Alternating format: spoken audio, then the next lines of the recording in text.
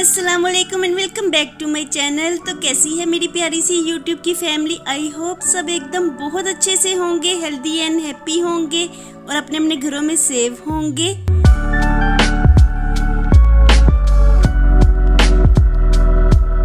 और देखिए आज मॉर्निंग में ही छमाछम बारिश हो गई है और अभी भी गहरे बादल आए हुए हैं। तो काफ़ी दिनों से तेज़ आंधी तो आ रही थी लेकिन बारिश नहीं हो रही थी और शुक्र है कि आज मॉर्निंग से ही वेदर खुशगवार हो गया है। और आज तो टेरेस पे पड़े हुए प्लांट्स भी खुश हो गए हैं क्योंकि वो भी काफ़ी दिनों से तेज़ धूप को बर्दाश्त कर रहे थे और आज मौसम खुशगवार हो गया है तो ऐसे में मेरे प्लांट्स भी खिल उठे हैं।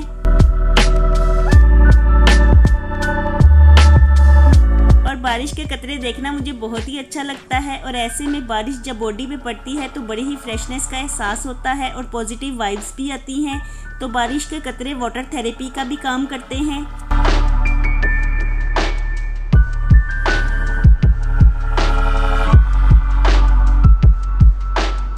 और आज मॉर्निंग में ही मैंने क्लीनिंग का काम कर लिया था और सिर्फ डस्टिंग ही बाकी रह गई थी तो अब मैं जल्दी से डस्टिंग कर लेती हूँ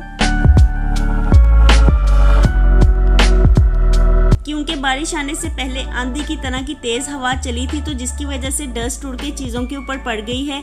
और यहाँ टीवी लॉन्ज में डेली ही डस्टिंग का काम करना पड़ता है क्योंकि गर्द उड़ के चीज़ों के ऊपर पड़ती ही रहती है सारा दिन, तो इसलिए डेली ही मुझे डस्टिंग करना पड़ती है।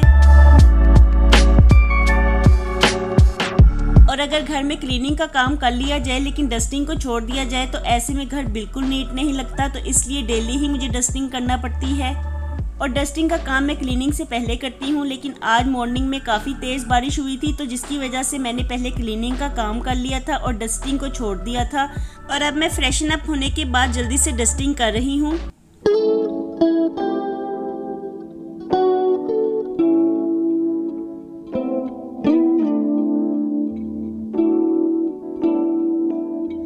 और यहाँ टीवी लॉन्च की डस्टिंग करते हुए मुझे काफ़ी ज़्यादा टाइम लग जाता है क्योंकि यहाँ पे जो छोटी छोटी चीज़ें पड़ी होती हैं उनको साफ़ करने में काफ़ी टाइम लगता है, इसलिए मैं रूम्स की डस्टिंग पहले ही कर लेती हूँ।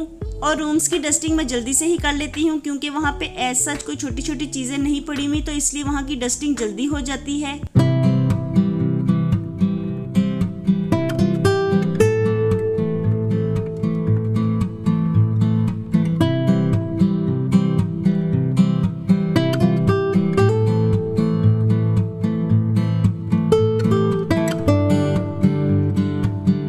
और आज मॉर्निंग में जब बारिश हुई तो साथ इतनी तेज़ हवा थी कि मैं बिल्कुल डर ही गई क्योंकि मैं सोई हुई थी और रूम का डोर क्लोज था। तो ऐसे में दरवाज़ा बहुत ही ज़्यादा शोर कर रहा था क्योंकि हवा बहुत तेज़ चल रही थी तो जिसकी वजह से दरवाज़ा भी हिल रहा था। तो ऐसे में मैं डर के उठ गई लेकिन जब मैंने टेरेस पे आके वेदर को देखा तो इतना प्यारा वेदर देख के दिल बहुत ही ज़्यादा खुश हुआ क्योंकि काफ़ी दिनों के बाद बारिश हुई थी तो ऐसे में मौसम बहुत ही प्यारा लग रहा था। और मॉर्निंग में जब मैं मुर्तज़ा को स्कूल छोड़ने के लिए गई तो उस वक्त हल्की हल्की बूंदाबांदी भी हो रही थी। तो आजकल मुर्तज़ा के पेपर हो रहे हैं इसलिए 2 घंटे बाद ही उसको स्कूल से वापस लेके भी आना था। और जितनी देर में मैं मुर्तज़ा को स्कूल छोड़ के घर वापस आई और आके मैंने थोड़ा सा रेस्ट किया तो इतने में मुर्तज़ा को स्कूल से वापस लाने का टाइम भी हो गया। तो आज मैंने वेदर को बहुत ही ज़्यादा एंजॉय किया। सुबह मॉर्निंग में भी स्कूल जाते हुए वेदर बहुत अच्छा था और जब मैं मुर्तज़ा को स्कूल से लेके वापस आई तो उस वक्त भी बड़ी तेज़ हवा चल रही थी। तो आज वेदर को एंजॉय करने का मुझे मौका मिल गया, बहुत अच्छा और बहुत ही प्यारा सा।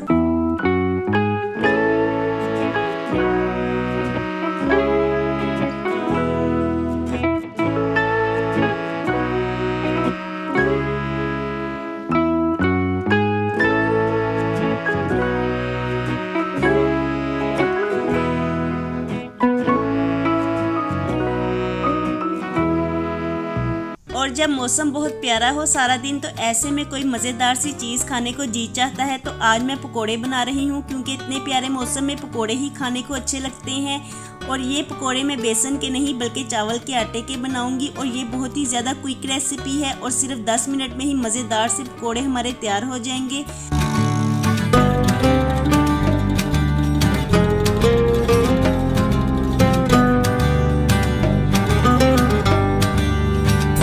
क्योंकि इवनिंग का टाइम होने वाला है और मुझे चाय भी पीनी है तो चाय के साथ स्नैक्स के तौर पे मैं पकोड़े बना रही हूँ। और ये लच्छेदार पकोड़े खाने में बहुत ही ज़्यादा टेस्टी बनते हैं और बहुत ही खस्ते और कुरकुरे भी होते हैं। तो ऐसे में चाय के साथ पकोड़े खाने का तो आज मज़ा ही आ जाएगा।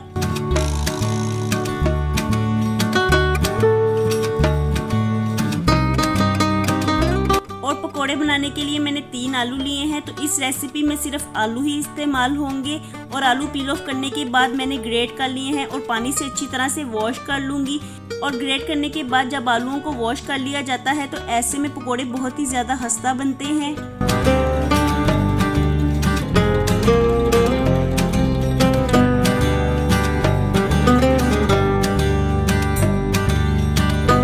आज इतना प्यारा वेदर देख के मैं मॉर्निंग से ही सोच रही थी कि पकोड़े बनाऊं या आलू वाली रोटियां बनाऊं, क्योंकि ऐसे मौसम में आलू वाली रोटियां भी खाने को बहुत ही अच्छी लगती हैं।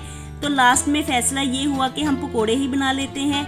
और अब मैं जल्दी से आलू में स्पाइसेस को मिक्स कर लेती हूँ। तो स्पाइसेस में नमक, पिसी हुई लाल मिर्च, कुटी हुई लाल मिर्च, साबुत सूखा धनिया और सूखा धनिया मैं हाथों में मसल के ऐड करूँगी। जीरा और चाट मसाला ऐड करूंगी और साथ ही मैंने 1 टीस्पून चिकन पाउडर को भी ऐड किया है। तो चिकन पाउडर का फ्लेवर खानों में बहुत ही अच्छा लगता है। और सब स्पाइसेस ऐड करने के बाद मैं अच्छी तरह से मिक्स कर लूंगी। और जैसे ही सब चीज़ें अच्छी तरह से मिक्स हो जाएंगी तो अब मैंने इसमें 1 कप चावल का आटा ऐड किया है और अच्छी तरह से मिक्स करते हुए इसमें थोड़ा सा पानी ऐड करूंगी और पकोड़ों का बैटर तैयार कर लूंगी। तो पकोड़ों का बैटर हमने ज़्यादा पतला नहीं करना, इसको गाढ़ा गाढ़ा ही रखना है, क्योंकि अभी आलूओं ने मज़ीद पानी छोड़ना है। तो जिसकी वजह से बैटर पतला हो जाएगा, इसलिए हमने शुरू में बैटर को गाढ़ा ही रखना है।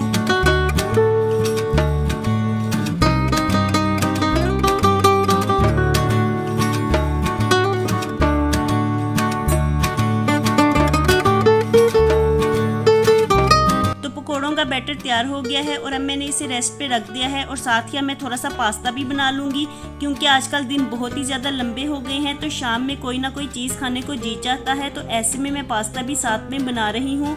और ये पास्ता देखने में मुझे बहुत ही अट्रैक्टिव लग रहा है, क्योंकि इसकी शेप थोड़ी सी चेंज है। तो ऐसे में ये खाने में भी मज़े का होगा और देखने में भी अच्छा लग रहा है। और अब मैं जल्दी से पास्ता बॉयल होने के लिए रख देती हूँ। और दूसरी तरफ मैं पास्ता में डालने के लिए चिकन तैयार कर लेती हूँ। तो इसके लिए मैं लहसुन का तड़का तैयार करूँगी। 3 से 4 जवे लहसुन के ग्रेट करके मैं ऑयल में ऐड कर दूँगी। और जैसे ही लहसुन थोड़ा सा फ्राई हो जाएगा तो इसमें चिकन को ऐड कर दूँगी। तो चिकन को मैंने क्यूब्स में कट किया हुआ है। और चिकन ऐड करने के बाद मैं इसे 2 से 3 मिनट के लिए फ्राई कर लूँगी, ताकि इसका कलर थोड़ा सा चेंज हो जाए।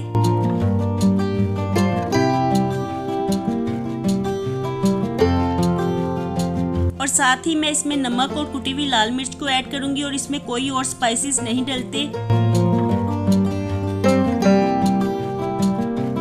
और अब मैंने इसमें सिरका और थोड़ी सी सोया सॉस को ऐड किया है और साथ ही चिली सॉस को भी ऐड कर रही हूँ। तो चिली सॉस के साथ इसका फ्लेवर बहुत ही अच्छा हो जाएगा। और अच्छी तरह से मिक्स करते हुए अब मैं इसे ढक के थोड़ी देर के लिए पका लूंगी, ताकि चिकन सॉफ्ट हो जाए।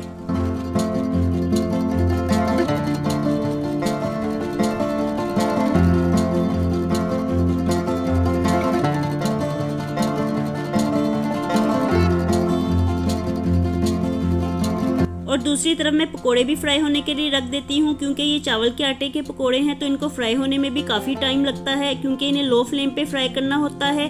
और पकोड़ों का बैटर अच्छी तरह से मिक्स करते हुए अब मैं हाथों की मदद से ही पकोड़े कढ़ाई में डाल रही हूँ।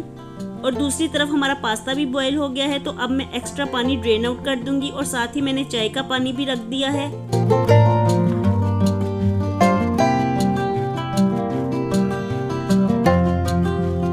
चिकन सॉफ्ट हो गया था तो मैंने इसमें पास्ता ऐड कर दिया है और अच्छी तरह से मिक्स करते हुए इसमें मैं थोड़ी सी केचप को भी ऐड करूंगी, तो इसके साथ फ्लेवर बहुत ही ज़्यादा बढ़ जाएगा।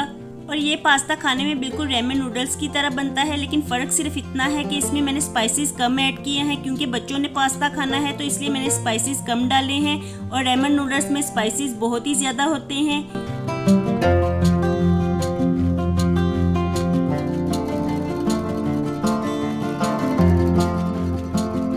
और पकोड़े एक साइड से अच्छी तरह से जब पक गए थे तो मैंने इनकी साइड को चेंज कर दिया था और अब दूसरी साइड से भी अच्छी तरह से गोल्डन हो गए हैं। तो अब मैं इन्हें ऑयल से निकाल लूंगी और दूसरी तरफ हमारी चाय भी बनने वाली है।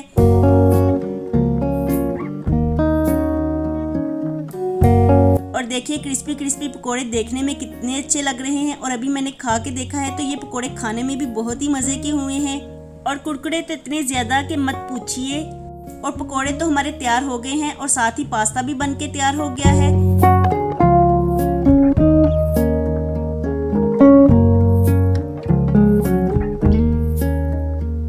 पे चाय में भी बॉयल आ गया है और चाय भी बन के तैयार हो गई है। तो यहाँ टी टाइम का सारा ही मेन्यू तैयार हो गया है। और जब मौसम इतना प्यारा हो तो हाली चाय पीने को बिल्कुल दिल नहीं करता। तो देखिए हमारी चाय कितनी फीकी लग रही है इन चीज़ों के बगैर।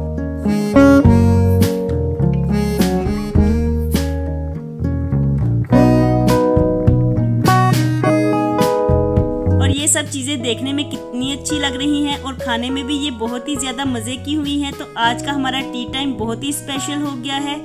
और जब इतने अच्छे मौसम में ये सब मज़े की चीज़ें खाने को मिलें तो खाने का मज़ा और भी ज़्यादा आता है, क्योंकि मौसम भी बहुत ही प्यारा है और खाने के लिए जो चीज़ें हमने बनाई हैं वो भी बहुत ही मज़े की हैं। तो ऐसे मज़े की चीज़ों के साथ ही मैं अपने आज के व्लॉग को यहीं पे ख़त्म करती हूँ।